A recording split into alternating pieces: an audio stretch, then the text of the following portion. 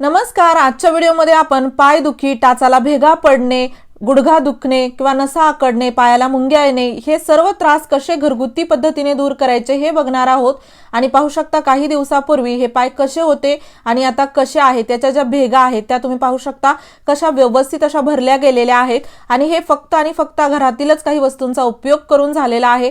कारण की काय होतं, अशा प्रकारच्या टाचा भेगा पडल्या की लगेचच त्यांना त्यामधून रक्त यायला लागतं, 2 पावलंही चालता येत नाहीत, खूप जास्त त्रास होतो आणि हा त्रास असह्य होतो। आपण गोळ्या औषधं खातो पण त्या गोळ्या औषधांनी आपल्या शरीरावर अजूनच दुष्परिणाम होतो। त्यामुळे घरगुती उपाय कधीही चांगले आणि फक्त याने टाचा भरून येणार नाही तर तुमचा जर पाय दुखीचा त्रास असेल तो देखील कमी होतो, गुडघा दुखत असेल त्याला देखील आराम भेटतो आणि त्यासोबतच जर पायाला मुंग्या येत असतील, नसा आकडल्या असतील यासाठी देखील हा उपाय कामी येणार आहे। त्यामुळे भरपूर फायदे आहेत। फक्त व्हिडिओ शेवटपर्यंत बघा, स्टेप बाय स्टेप फॉलो करा। जास्त नाही, 2-3च वस्तू आपण घरातील वापरणार आहोत, त्यामुळे आपला एकही रुपया खर्च होणार नाही, होईल तर त्रासच कमी होईल।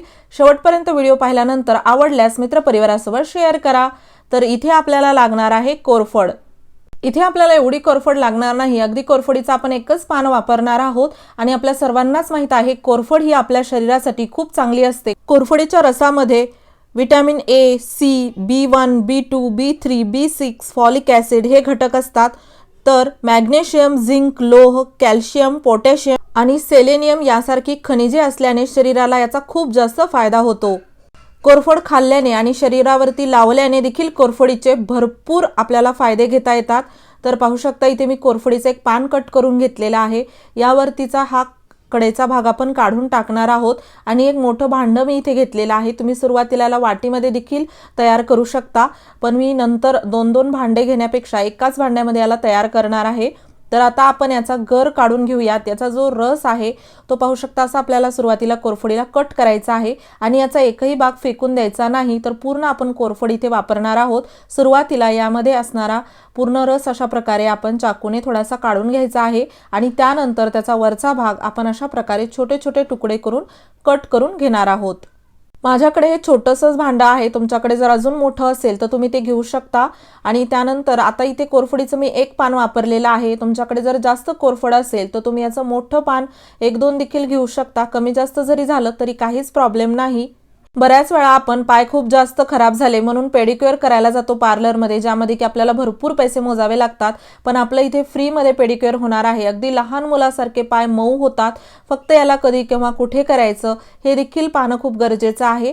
त्यामुळे नक्कीच तुम्ही स्टेप बाय स्टेप याला फॉलो करा। आणि हो, तुम्ही हा व्हिडिओ कोणत्या गावातून किंवा शहरातून पाहत आहात ते मला कमेंट बॉक्समध्ये नक्की सांगा, जेणेकरून माझा व्हिडिओ कुठे कुठे पोहोचला मला ते कळेल।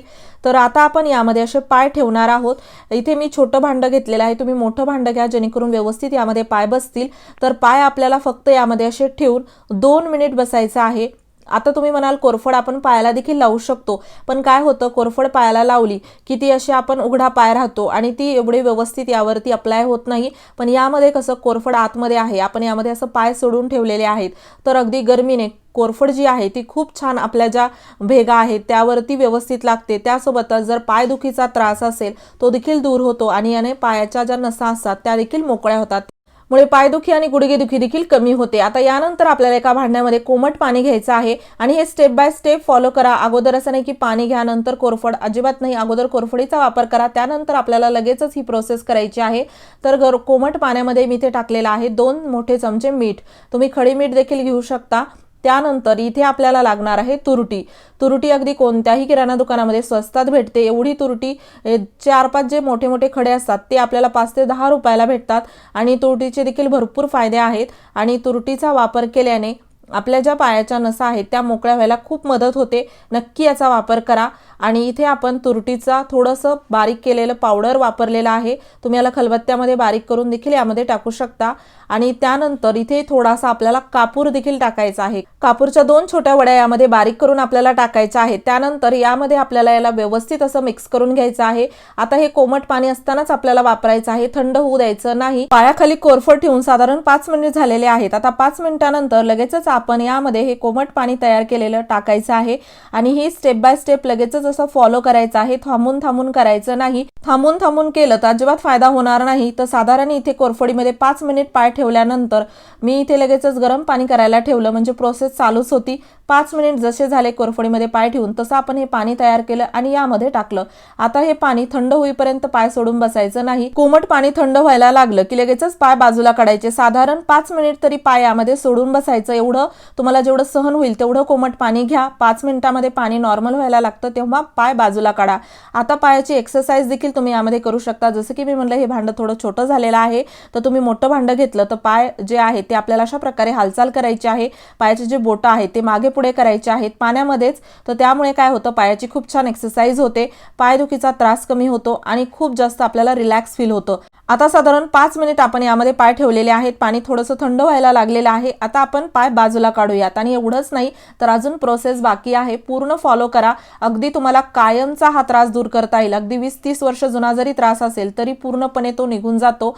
त्यासोबतच तुम्ही बघताल अगदी रात्री तुम्हाला आरामात झोप येईल, गोळी घ्यायची देखील गरज पडणार नाही। आता आपण हे पाय बाजूला काढले, स्वच्छ कोरडे करून घेतले आणि तुम्ही पाहू शकता हा उपाय जर आपण केला तर पहिल्याच वेळेस आपल्याला खूप छान फरक जाणवतो। आपले पाय जे आहेत ते अगदी छान मऊ होतात, पेडिक्युअर फ्री मध्ये होतं, रिलॅक्स फील होतं। अगदी आपलं जे बॉडी पेन आहे, पायदुखीचा त्रास आहे तो देखील पूर्णपणे कमी होतो। आता यानंतर आपल्याला एक छोटंसं काम करायचं आहे, ते म्हणजे एक घ्यायचा बॉल। आता हा माझ्याकडे थोडा हार्ड बॉल आहे, तुमच्याकडे जर स्माइली बॉल स्पॉन्जचा जो सॉफ्ट बॉल असतो तो जर असेल तो देखील तुम्ही इथे वापरू शकता। तुमच्याकडे जर बॉल नसेल तर तुम्ही अशा प्रकारची एखादी मजबूत बॉटल जरी घेतली तरी चालेल, किंवा एखादं खराब लाटणं जर असेल तर अजूनच छान, त्यामुळे ते देखील तुम्हाला याचा उपयोग करता येईल। आता बॉल जर असेल तर पाहू शकता कसं वापरायचं। इथे बॉलवरती जो पाय तुमचा दुखत आहे किंवा दोन्ही पाय अशा प्रकारे तुम्ही एक पाय ठेवायचा सुरुवातीला आणि हा बॉल अशा प्रकारे फिरवायचा आहे, पायाच्या मदतीने दाबून फिरवायचा। अगदी टाचाच्या लास्ट टोकापर्यंत घेऊन जायचं, समोरच्या बोटांपर्यंत घेऊन जायचं। तुम्ही बघताल अगदी आपल्या पायाच्या नसाच मोकळ्या झाल्यासारखं होतं, खूप छान आपल्याला रिलॅक्स फील होतं। आणि जरी पाय दुखत नसतील तरी पायाची ही जी एक्सरसाइज आहे तुम्ही दररोज जरी केली तरी तुम्हाला कधीच पायदुखीचा भविष्यात त्रास होणार नाही आणि यामुळे आपली गुडघेदुखी देखील खूप जास्त कमी होते आणि काही दिवसात अगदी कायमची निघून जाते। आता बॉटल जर वापरत असाल किंवा लाटणं तर त्याला देखील आपल्याला याच पद्धतीने वापरायचं आहे। एक लक्षात ठेवा, 100% रिझल्ट हवा असेल तर तुम्हाला हे स्टेप बाय स्टेप फॉलो करायचं आहे, एकही स्टेप मिस करायची नाही। सुरुवातीला कोरफडीचा उपयोग, त्यानंतर गरम पाण्याचा आणि त्यानंतर या एक्सरसाइज। आता आपण पाहूयात की हे कधी करायचं, तर हे तुम्ही संध्याकाळच्या वेळी करा। जसं झोपायच्या अगोदर जर तुम्ही केलं तर तुम्हाला खूप छान रिलॅक्स झोप लागेल, एक बॉडी पण थोडी रेस्ट होते। आणि त्यासोबतच जर तुम्हाला संध्याकाळी लक्षात नसेल तर तुम्ही दिवसात देखील करू शकता, फक्त अर्धा-1 तास थोडासा आराम करा, लगेचच चालायला लागू नका। कायमचे हे सर्व त्रास घालवायचे असतील तर रेग्युलर दररोज तुम्हाला 1 आठवडा तरी हा उपाय करावा लागेल, तरच तुम्हाला पूर्ण आराम भेटेल। पहिल्या दिवशीच खूप जास्त आराम भेटतो पण कायमचा त्रास निघून जात नाही। पूर्ण प्रोसेस फॉलो करा, 100% रिझल्ट मिळेल। टाचदुखी किंवा टाचेच्या भेगा तर अगदी पहिल्या दिवसापासूनच मऊ पडून आणि भरायला सुरुवात होते। आणि हो व्हिडिओ थोडासा जरी आवडला असेल तर व्हिडिओला लाईक करा, शेअर करा, चॅनलवरती नवीन असाल सबस्क्राईब करायला विसरू नका। धन्यवाद।